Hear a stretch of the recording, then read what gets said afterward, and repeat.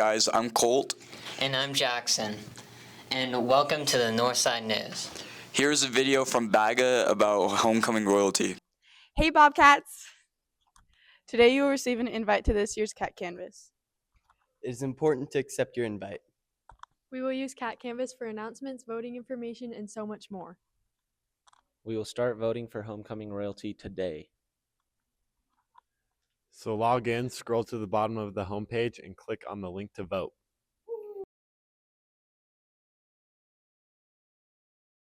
Since today is September 11th, we'd like to take a moment and remember the people who passed. Hey Bobcats, today is 9/11. For our generation, this event is kind of in the past for us. But for our teachers and staff, it's just like yesterday. Let's ask some of our staff and faculty members what they remember on 9/11. There you go. I was at my daughter's in Salt Lake City. I was there at the time. I was the assistant superintendent for Logan City Schools. I was there for a state meeting, state curriculum meeting, and I was in the shower, and my daughter ran in. She said, "A small plane has hit the north tower of the Trade Center," and So I ran in and we looked, and it did look like a small plane. So we really did not know what was going on. And then as we were sitting there, the second plane flew into the south tower. That's when we knew it was a terrorist attack, and then it was just bedlam. I became so anxious about how our students at Logan School District were responding. I jumped in my car and drove back to Logan to make sure that all the schools were okay, the students were okay, because it was really a traumatic experience for all of us, terrifying. In fact, I talked to my dad about it, and he experienced Pearl Harbor, World War I, and he was more concerned about 9/11 than he ever was about Pearl Harbor. I'm here with Deputy Carly. Where were you on the day of 9/11? I was at the Utah State Fair, was working a booth down there, and just got up and noticed everybody had kind of been talking about something that had been going on, and turned on the TV, and we've all seen the videos, and it was kind of crazy when it was happening in real time. So that's where I was at, and it definitely changed things since then. I'm here with Mrs. Burton.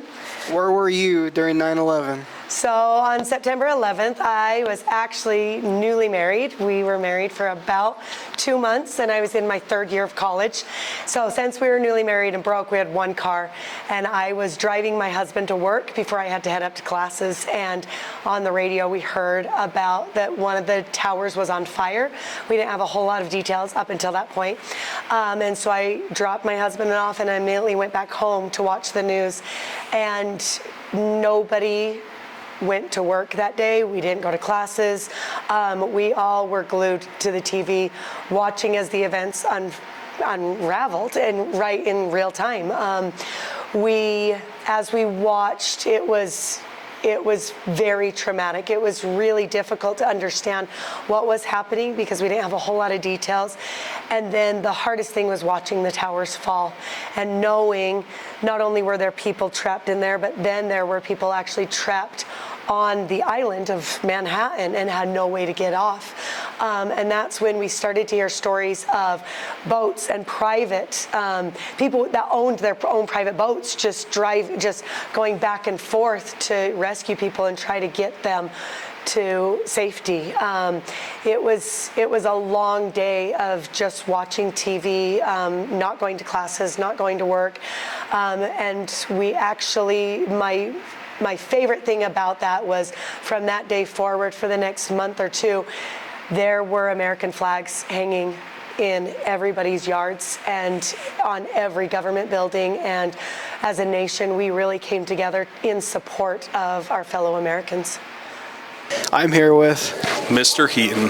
Where were you during September 11th? I'll show you where I was during September 11th, 2001.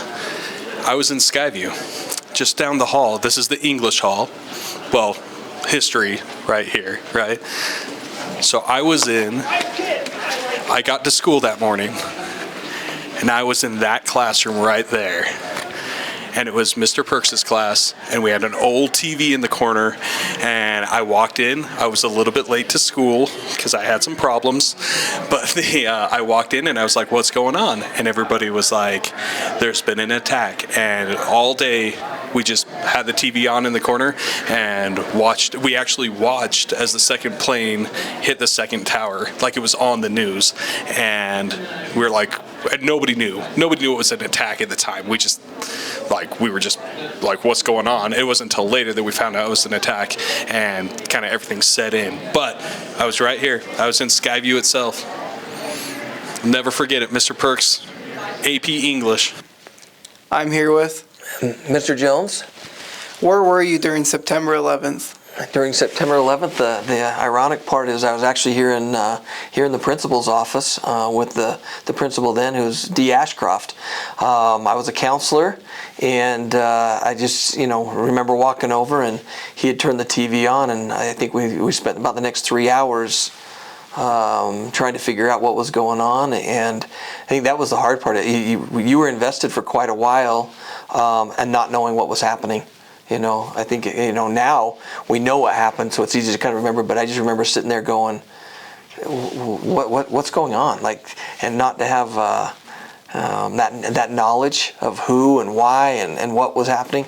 So we didn't know what to tell the kids, things like that. It was just a really surreal day, and then when it was all said and done, hard to believe, real hard to believe. Hard to believe for me that you students, that it was long enough that you guys weren't alive even when it happened, because in some ways it feels like it was, just a few years ago. It feels to me, honestly, it feels almost as close as COVID did. So to think that it's been 24 years is a little boggling there. So yeah, but I sure appreciate everybody dressing up and honoring it. It's very humbling to know how good our kids are and how good you students are. So thank you. 24 years ago today, September 11th, 2001, 2 planes hit the World Trade Center. 1 plane hit the Pentagon, and 1 plane crashed off course thanks to the brave people on board. Today, we remember those people who sacrificed their lives on this day 24 years ago.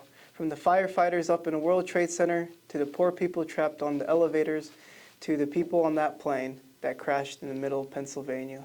We thank you for your sacrifice. Today is picture day. Make sure to get your picture taken before 1:30 p.m. New student lunch in the Bobcat Gym during Rock. Senior sunrise is on September 12th at 7:15. All seniors are invited, so please show up. They will be handing out all of the senior shirts that were ordered. Now over to Academic Olympiad for a video.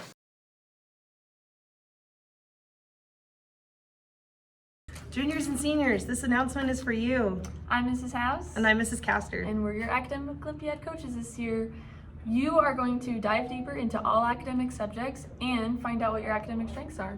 You also get a chance to compete trivia style. We spend a day at USU competing against other high schools in our area and throughout the state of Utah. You also get a chance to make a lot of new friends. Yeah. The deadline to apply is September 19th, and you can find applications in me or Ms. Castor's room, which is 218-116. Yep. And you can ask us with any questions. Awesome. Excited to see you guys. Yeah. Now over to Cole for sports. For sports day, we will have girls volleyball at Ridgeline, sophomore at 3:30, freshman at JV, freshman and JV at 5, varsity at 6:30, girls tennis at Stansbury, varsity at 3:30, JV at 7, football against Mountain Crest at Skyview, JV at 4, freshman at 6. Now back over to Jackson and Colt. For birthdays today, we have James Rabaski, Annalisa Sheffer, and Shuria Van Orden. Happy birthday to you. For lunch today, we have chicken tenders, chicken sandwich, Uncrustable, or pizza. So go feast like a Skyview beast, guys. Yeah. Remember, it's a great day to become a helpful Bobcat.